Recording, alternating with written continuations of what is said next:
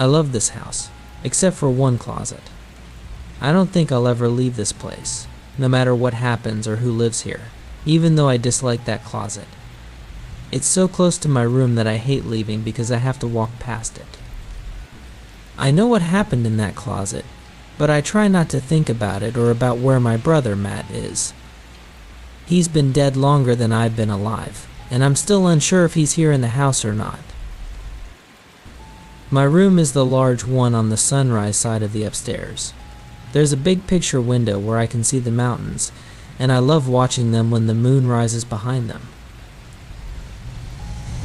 That's when I feel strongest in the cool moonlight, unlike in the mornings when the sun blazes across the sky.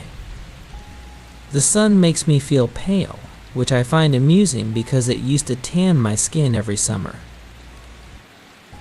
This house is like a white wedding cake with a piece cut out in front.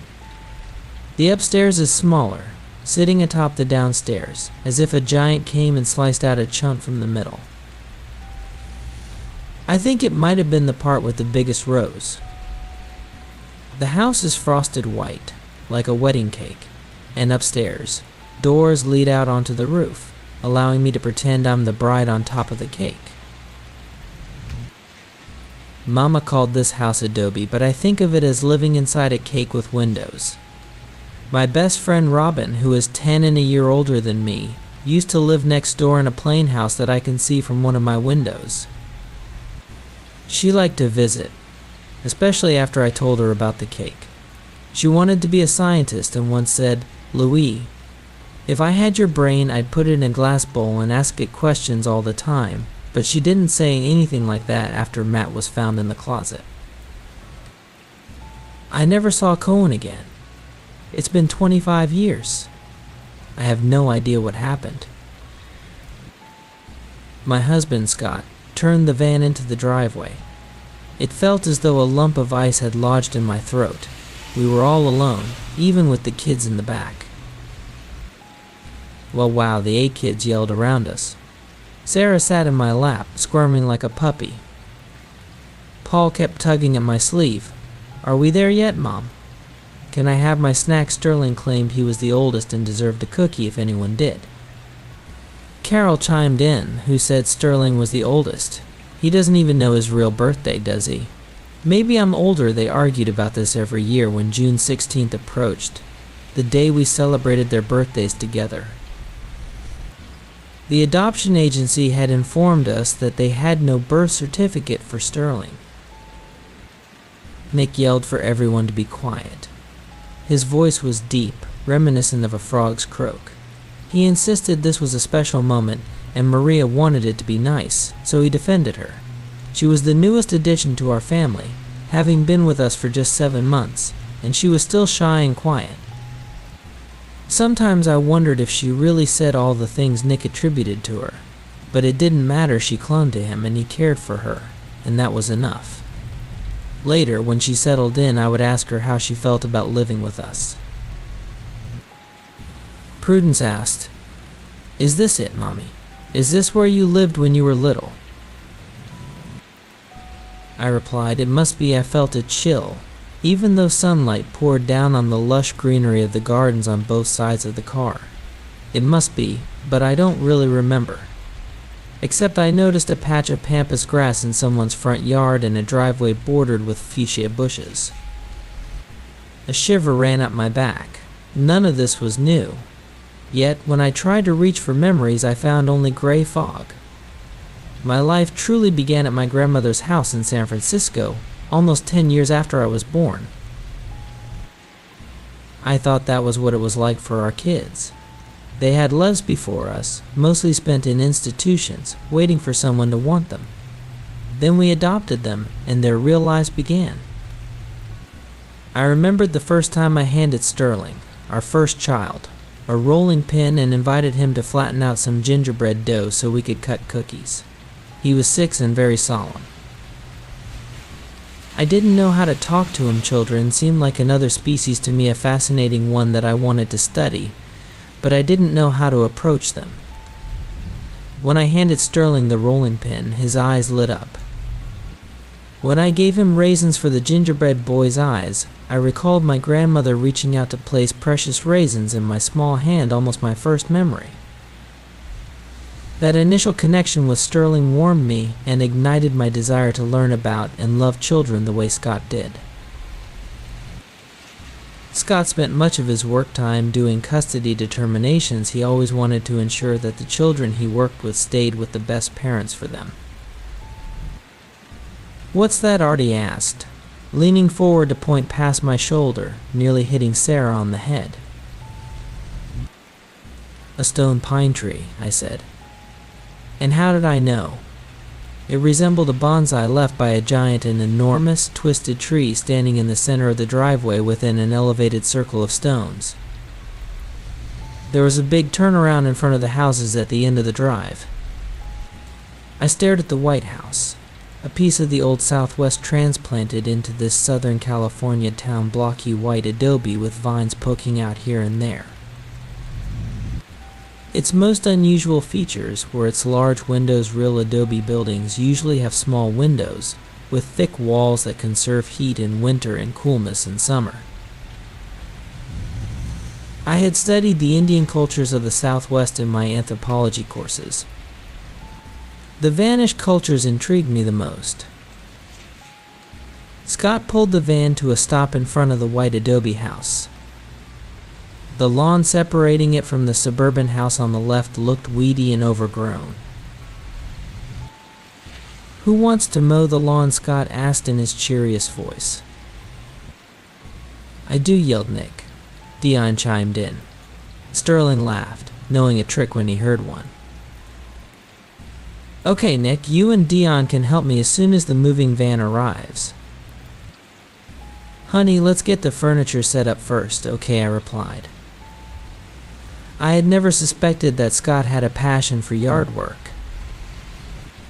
In the large house on the edge of town, where we had been living until this house became available, he left the yard work to me and focused on keeping the furniture in good repair and the plumbing in shape. I planted tulip bulbs and got Prudence and Carol to help me weed. I had wanted to stay there, but Scott kept complaining. "Via, you own that enormous house, for heaven's sake. How easy is it going to be to find renters? Why don't we just move in? We're one of the few families I know who could actually use all that space." I couldn't explain my reluctance. There was something about that house. Ever since my father's will had been read 3 years earlier and he left the house to me, I had felt something stir in a tucked-away corner of my mind. After hearing the clause that granted me the title to the house, I looked at my 3 brothers, strangers to me, angry strangers who stared back. Douglas, the oldest, smiled a terrible smile at me. Carl's eyes widened, and then he turned his face away. Mark said no. He can't mean that he slumped down, a slender, insubstantial 30-year-old who had never really grown up. "I don't need it," I said. "I'll deed it over to you." "No," Olivia said. "Douglas, that house belongs to you. Keep it." Carl shook his head but didn't say anything. Since the house came to me, I had let Scott handle all the maintenance and yard work. I allowed him to deal with the renters. I didn't even want to see the house, and I couldn't explain why. He accepted it, just as he accepted my blank slate childhood with a kiss and a "that's all right," Via. I don't have to understand. "Come on, Troop," Scott said now, hopping down from the van and going around to slide open the door. "Mommy, I want out," said Sarah, reaching for the door handle.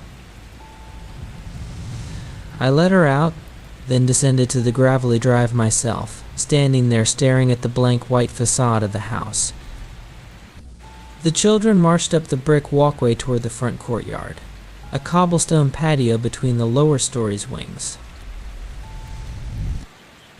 "Open it. Open it," Carol cried, tugging at the front door.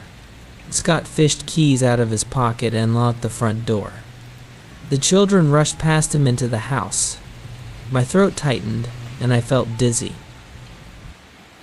"Scott, don't let them out of your sight."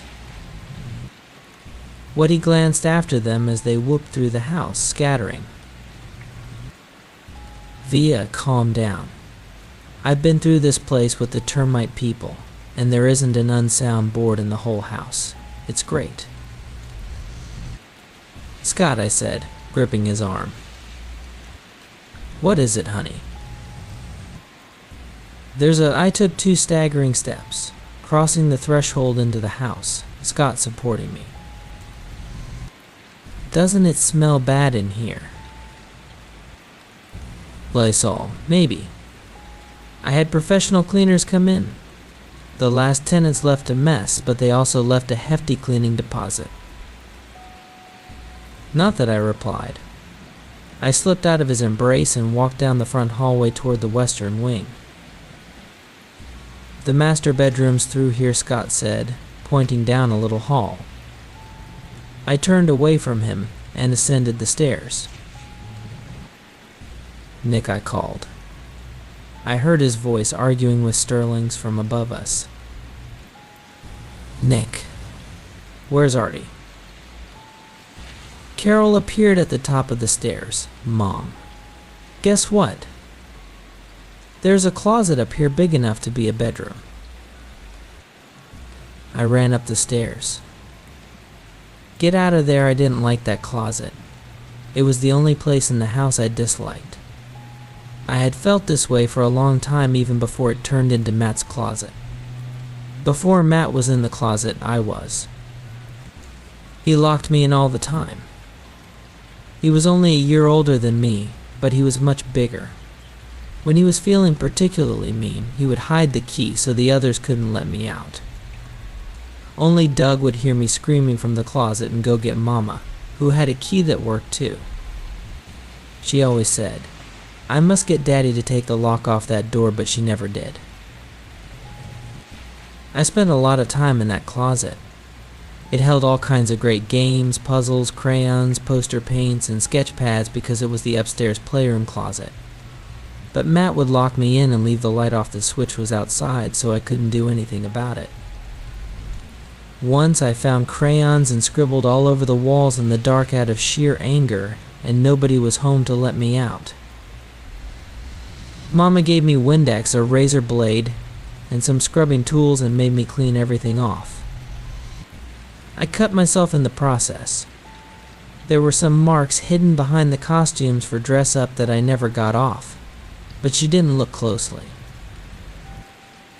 Matt and I were always fighting. He was upset because I got the big bedroom with its own bathroom.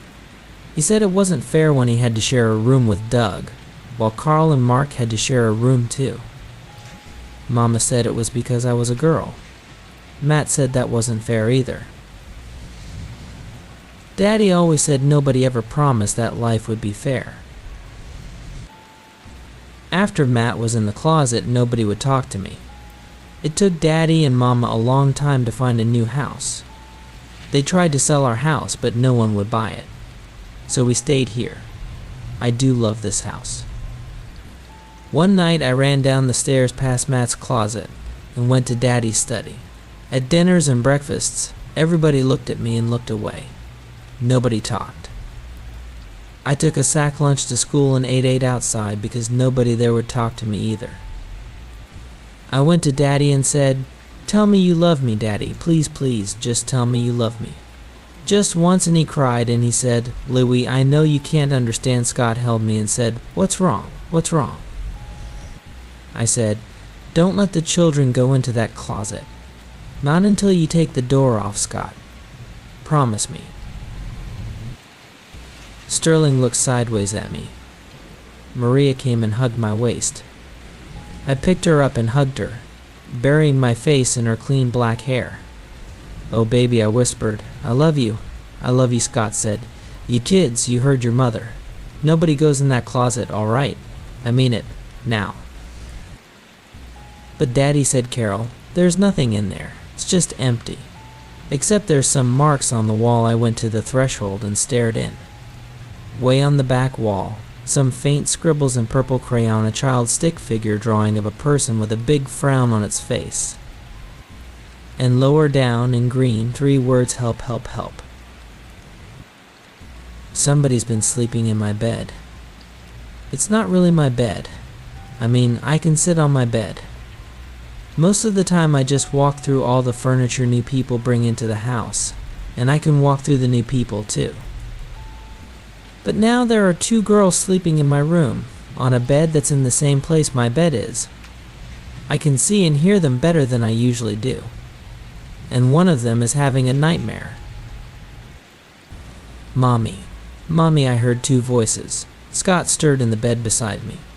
Go back to sleep, I murmured. It's probably just first night in a new place jitters. He mumbled something about first day jitters, and how many jitters could the world possibly hold? I kissed him and got my robe and went upstairs.